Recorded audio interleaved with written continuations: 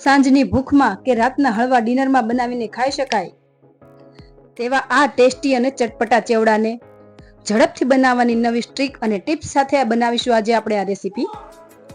Hello friends, જય માતાજી, જય શ્રી કૃષ્ણ. સ્વાગત છે આપ સૌનું મારી ચેનલમાં.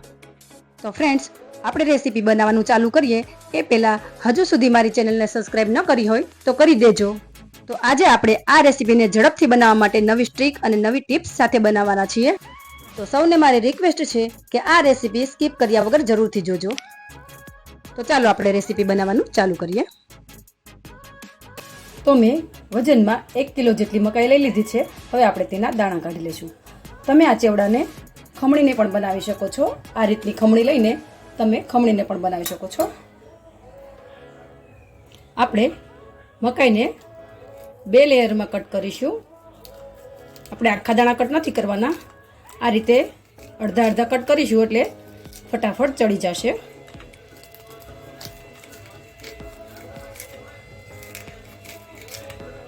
આ રીતે ત્યાર પછી બીજી લેયર પણ કટ કરી લઈશું. આ રીતનું કટ કરી લઈશું. આ રીતે આપણે બધી મકાઈ કટ કરી લઈશું. તો મેં મકાઈમાંથી દાણા આ રીતે કટ કરી લીધા છે. સાથે જ મકાઈના ચેવડાનો વઘાર કરવા માટે થોડી સામગ્રી પણ રેડી કરી લીધી છે. તો ચાલો આપણે તેનો વઘાર કરી લઈએ. હવે મેં કુકર ગેસ ઉપર ચડાવી દીધું છે અને તેમાં એક મોટા ચમચા જેટલું તેલ એડ કરી દીધું છે. આપણે આ ચેવડો કુકરમાં બનાવીશું જેથી ફટાફટ બની જાય. હવે તેલ ગરમ થઈ ગયું છે. તેમાં એક નાની ટીસ્પૂન જેટલી રાઈ એડ કરીશું અને 1 ટીસ્પૂન જેટલી હિંગ એડ કરીને ત્યાર પછી મીઠા લીમડાના પાન એડ કરી દઈશું.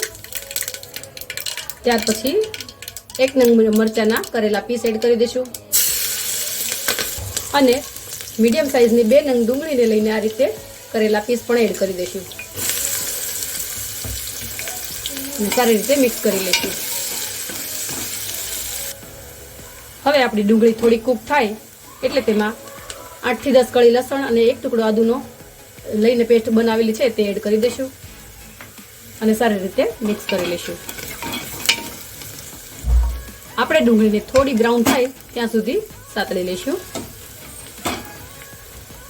હવે તેમાં એક નાની અડધી ચમચી જેટલી હળદર એડ કરીશું અને થોડી વાર માટે રહેવા દઈશું.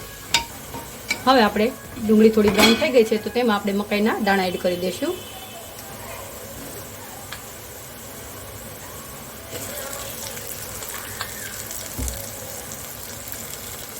ફ્રેન્ડ્સ, તમે મકાઈનો ચેવડો તો ઘણીવાર બનાવ્યો હશે, પણ આ ટ્રીકથી એકવાર જરૂરથી બનાવજો અને મને કમેન્ટ બોક્સમાં કમેન્ટ કરજો કે તમને આ રેસીપી કેવી લાગી.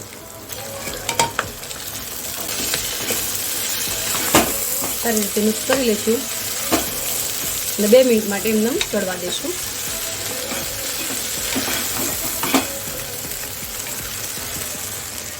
ત્યાર પછી તેમાં 1 ચમચી જેટલું મીઠું એડ કરી દઈશું. મીઠું તમે તમારા સ્વાદ મુજબ લઈ શકો છો અને સારી રીતે મિક્સ કરીને હલાવી લઈશું. આપણે આ ચેવડાને તેલમાં જ 2 મિનિટ માટે આપણે મકાઈને તેલમાં જ આ રીતે 2 મિનિટ માટે ચડવા દઈશું અને હલાવતા રહીશું. ત્યાર પછી આપણે એક સામગ્રી એડ કરવાની છે જેનાથી આપણો ચેવડો એકદમ ટેસ્ટી બનશે.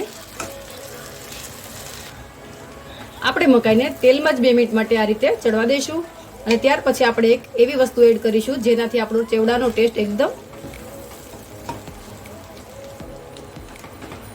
આપણે આ મકાઈને તેલમાં જ આ રીતે 2 મિનિટ માટે ચડવા દઈશું અને ત્યાર પછી એક એવી વસ્તુ એડ કરીશું જેનાથી આપણી ચેવડાનો સ્વાદ ડબલ થઈ જશે.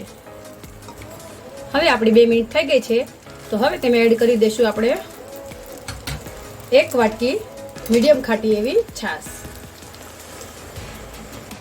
આ મકાઈના ચેવડામાં તમે દૂધ એડ કરતા તો જોયા જ હશે, પણ આ રીતે છાશ એડ કરીને એકવાર જરૂરથી બનાવજો. નાના મોટા સૌને પસંદ આવશે.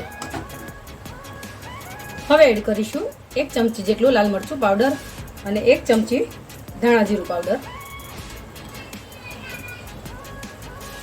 હવે સારી રીતે બધું મિક્સ કરીને આપણે કુકર બંધ કરી દઈશું. આપણે આમાં પાણી એડ કરવાની કોઈ જરૂર નથી. આપણે 1 વાટકી છાશમાં જ આપણો ચેવડો બનીને રેડી થઈ જશે. હવે આપણે કુકરનું ઢાંકણું બંધ કરીને 10 મિનિટ જેવું રાખીશું. મીડિયમ તાપ રાખવાનું છે આપણે. હવે આપણે કુકરને બંધ કરી દઈશું અને મીડિયમ તાપે 10 મિનિટ માટે એને ચડવા દઈશું. તો આપણી 10 મિનિટ થઈ ગઈ છે. હવે આપણે કુકરમાંથી વરાળ નીકળી ગઈ છે તો આપણે ચેવડાને ચેક કરી લઈશું.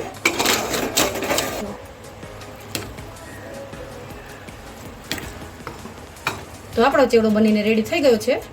આપણે એકવાર ચેક કરી લઈશું. દાણો એકદમ મેશ થઈ જાય છે. આપણે તેને નીચે ઉતારી લઈશું. તો તૈયાર છે એકદમ ટેસ્ટી અને ચટપટો લીલી મકાઈનો ચેવડો.